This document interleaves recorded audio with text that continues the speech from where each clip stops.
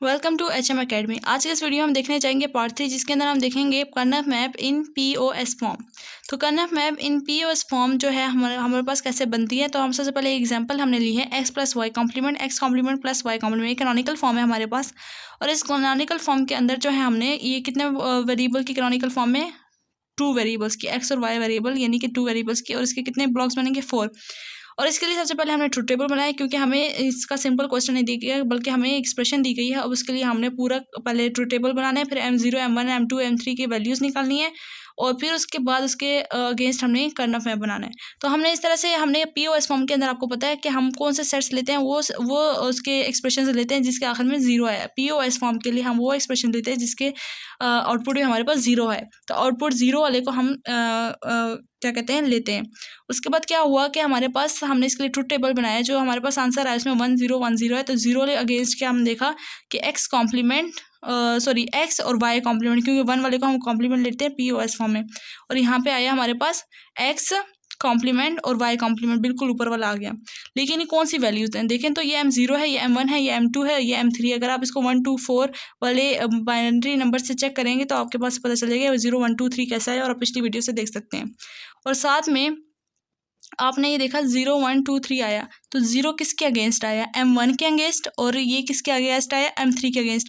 तो इसको एक्सप्रेशन को आप ऐसे लिख सकते हैं कि x और y वेरिएबल के लिए जो है हमारे पास क्या आया, समेशन m आया, किस किस के लिए, 1 के लिए और 3 के लिए, यानी कि 1 के लिए और 3 के लिए। अब इसके लिए हम क्या करते हैं, कर्नफ मैप बनाते हैं। अब आप देख सकते हैं इसके लिए हमने कर्नफ मैप का ब्लॉक बना लिया। 4 ब्लॉक्स हमारे पास बनेंगे, 2⁻² इज इक्वल टू 4, 2 वेरिएबल्स हैं। तो ये पहला ब्लॉक कौन सा है, हम यहाँ पे लिखते हैं 1 2 4, क्योंकि x y की फॉर्म है तो x लेफ्ट साइड पे x लेंगे और राइट साइड पे जो है y लेंगे, ठीक है। इसी फॉर्म में हम लिखना है। तो x क्या है 0, तो x के नीचे हम यहाँ लिख देंगे 0, और y क्या है 0, तो 0 0 M0, और फिर ये मैक्स टर्म है तो कैपिटल M से आपने शो कराना है, ठीक है। M0 कैपिटल M0, ठीक है। और 0 और फिर क्या है आगे, y क्या है 1, तो 0 1, ये किसके अगेंस्ट ट्रू हो रहा है, 1 के अगेंस्ट। तो ये कौन सी वैल्यू है, M1। और फिर 1 और 0, यहाँ 1 है यहाँ 0 है, तो किसके नीचे 1 आ रहा है, 2 के नीचे आ रहा है, और बाकी दूसरा वेरिएबल 0 है।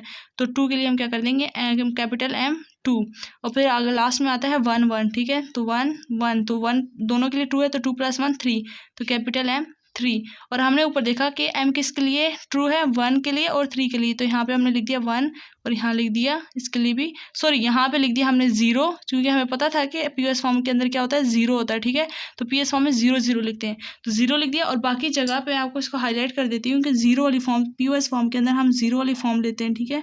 ये 0 0 ले लिया, और बाकी जगह हमने क्या करना है, 1 और 1 ले लेना है, ठीक है। बाकी जगह पे हम 1 और 1 ले लेंगे, ठीक है।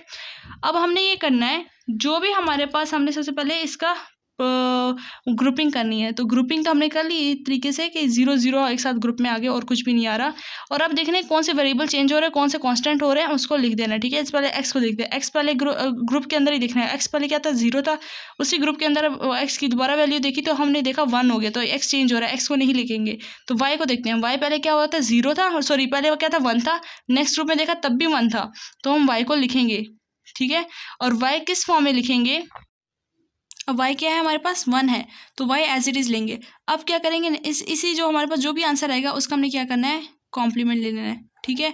इस तरीके से जो भी ग्रुप के जो भी आंसर हो गया उनका सबसे पहले हमने अलग अलग कॉम्प्लीमेंट्स लेने हैं, फिर उनको एडिशन कर देनी है। तो ये जो बात है, जो हमने अभी मैंने बोला कि एडिशन कर देनी है, ये हमेशा किस फॉर्म में होगी, हमारे पास 3 वेरिएबल जो होंगे हमारे पास POS फॉर्म होगी, उसके अंदर ये चीज़ होगी, ये फार्मूला वहाँ अप्लाई होगा, ठीक है। यहाँ पे सिंपल हमने क्या करना है, जो भी आंसर आएगा उसका हमने कॉम्प्लीमेंट ले लेना है सिंगल टर्म्स का, ठीक है।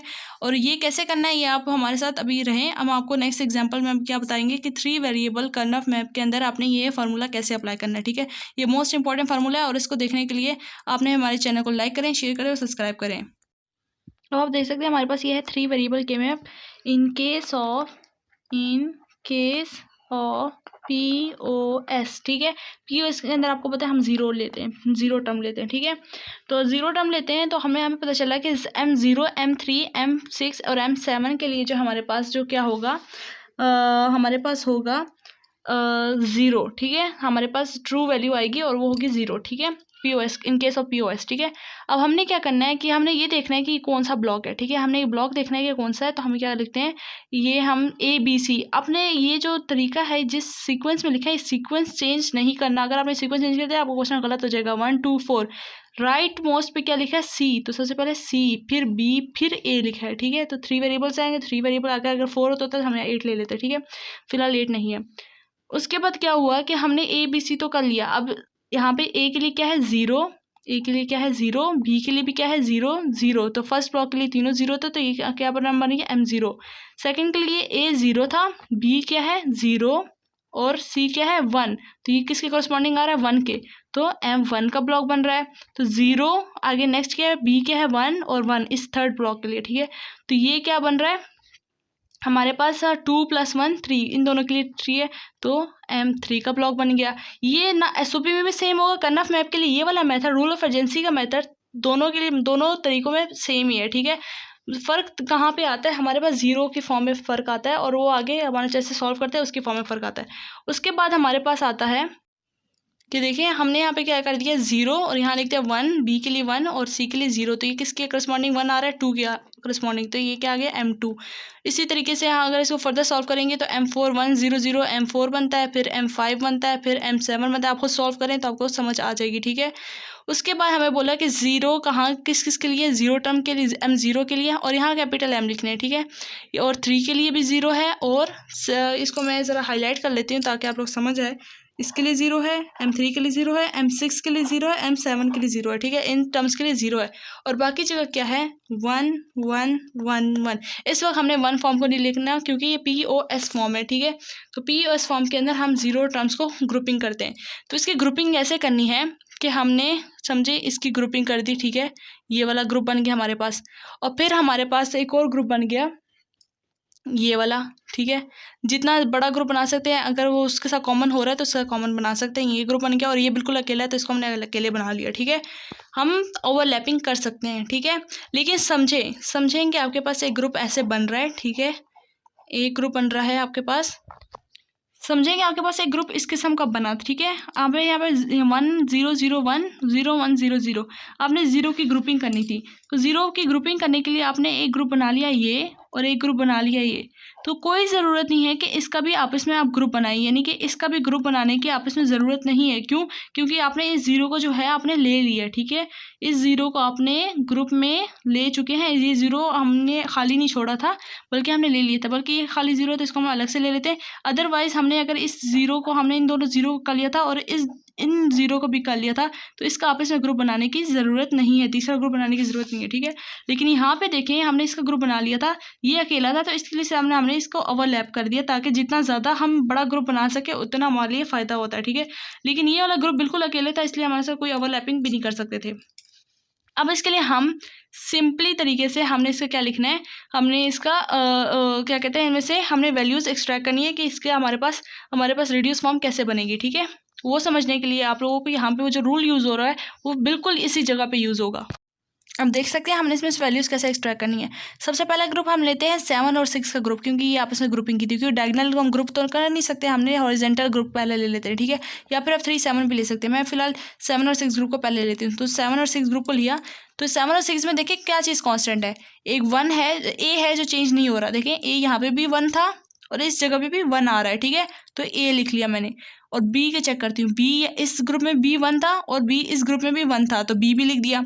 बी सी चेक करें, पहले इस ग्रुप में 7 और 6 ग्रुप के लिए सिर्फ चेक करें, सी पहले क्या था 1 था और फिर क्या हो गया 0 हो गया, तो सी हम नहीं लिखेंगे, चूंकि 1 1 था तो बगैर कॉम्प्लीमेंट के मैंने लिख दिया। यहाँ पे सिंपली आपने बगैर कॉम्प्लीमेंट के लिखना है, ठीक है। यहाँ पे पीएस का फॉर्म वो नहीं लगाना, ठीक है। फिर आपने क्या करना है, अलग अलग, यहाँ आपने अलग अलग वैल्यूज लिख दी, ये दोनों चेंज नहीं हो रही, फिर दोनों का कॉम्प्लीमेंट लिया, take complement of this two, दोनों कॉम्प्लीमेंट लिया, A complement B complement, now sum A complement plus B complement, एक टर्म आपके पास आ गई है, ठीक है, और एक रिड्यूस टर्म आपके पास आ गई है।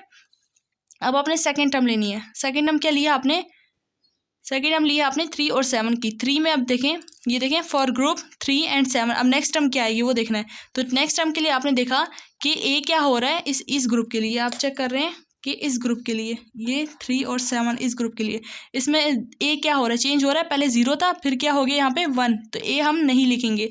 बी पहले क्या था 1 था, अभी भी 1 है। इसमें भी देखिए, इसमें भी देखिए 1 ही है, तो क्यों वर्टिकल है तो दोनों में सेम ही रहा है। सी भी सेम रहा है, तो बी और सी हमने क्या लिख दिया, बी और सी बगैर कॉम्प्लीमेंट के। ठीक है, अब हमने नेक्स्ट स्टेप ये करना है कि बी और सी का कॉम्प्लीमेंट ले लें सेपरेट सेपरेट। अब इन दोनों कॉम्प्लीमेंट को प्लस कर देना, B complement plus C complement, और हमारे पास नेक्स्ट क्या आ जाएगा, B complement plus C complement. अब लास्ट ग्रुप जो हमारे पास बनता था वो 0 का ये है, इसके अंदर क्या है, ए है, बी है और सी है। तीनों चेंज नहीं हो रहे। एक जो होता है उसमें हम सारे वैल्यूज लिखते हैं, क्योंकि तीनों चेंज नहीं होती। जो एक टर्म होता है उसके सारे वेरिएबल्स आ जाते हैं। ठीक है, तो मैं लिखूंगी ए और यहाँ लिखूंगी बी और यहाँ लिखूंगी सी, और तीनों क्या कर देना है, कॉम्प्लीमेंट ले लेना है। ठीक है, और फिर इनसे लिखेंगे 0 की फॉर्म में आया था, तो ए कॉम्प्लीमेंट आया था, बी कॉम्प्लीमेंट आया था और सी कॉम्प्लीमेंट आया था। अब मैं अगर इसका दोबारा डबल कॉम्प्लीमेंट लूँगी तो क्या हो जाएगा, ए हो जाएगा और बी हो जाएगा और सी हो जाएगा। अगर मैं इसका दोबारा से कॉम्प्लीमेंट लूँ, क्योंकि ये तो 0 की फॉर्म में था ना, ये देखें ए 0 है तो कॉम्प्लीमेंट बी 0 है, कॉम्प्लीमेंट सी 0 है, कॉम्प्लीमेंट ये फिलहाल गलत है। ठीक है, इसको ना करें। और ये क्या हुआ कि डबल निगेशन ले तो फिर दोबारा से वही वैल्यू हो जाती है, ए बी और सी। अब इन दोनों को क्या, इन तीनों को क्या लेना, मैं प्लस कर दूँ, A plus B plus and then C. तो मैं यहाँ लिख दूँगी A plus B plus C. तो ये मेरे पास आ गई रिड्यूस्ड फॉर्म, किसके लिए, इस टर्म के लिए। ये एक बहुत बड़ी टर्म थी, अगर मैं इसको कैनोनिकल फॉर्म में लिखूं तो एक बहुत बड़ी टर्म बनेगी, 1 4 5 उसकी बनेगी। लेकिन क्या कहते हैं, अब हमने क्या कर दिया, इसको बहुत ही छोटे तरीके से हमने यहाँ पे लिख दिया, A complement plus B complement, B complement plus C complement, और फिर A plus B plus C. बिल्कुल इसी तरीके से हमारा पीओएस फॉर्म खत्म हो गया। करना है बस इतना ही था, और आपको इस किस्म के सवाल आ सकते हैं, और ये आपने इस किस्म की क्वेश्चंस की तैयारी करनी है। अगर आपको एक्सप्रेशन के तौर पे आ गए तो आप अपना जो है उस तरीके से भी सॉल्व कर सकते हैं। उस तरीके का मेथड भी बता दिया आपको पिछली वीडियोस में। और अगर आपको इस तरह का आता है या आपको एक्सप्रेशंस आते हैं तो आप उसको वेरीफाई भी कर सकते हैं अपने छोटे से ट्रूथ टेबल बना के, और उसको फ़ौरन से आप वेरीफाई करा लें कि मैंने सही कर्नफ मैप बनाया है कि नहीं बनाया है। मैंने आपको, अगर आप बुलियन एक्सप्रेशन को थ्योरम्स के थ्रू आप रिड्यूस कर रहे हैं तो आप कर्नफ मैप के थ्रू फ़ौरन से बता सकते हैं क्या मैंने इसको सही रिड्यूस किया है कि नहीं किया। ठीक है, तो ये होता है कि जितना बड़ा ग्रुप बनाते हैं उतना जल्दी हम इसको रिड्यूस कर लेते हैं। ठीक है, बस आज के लिए इतना ही। Thank you so much. अल्लाह हाफिज़।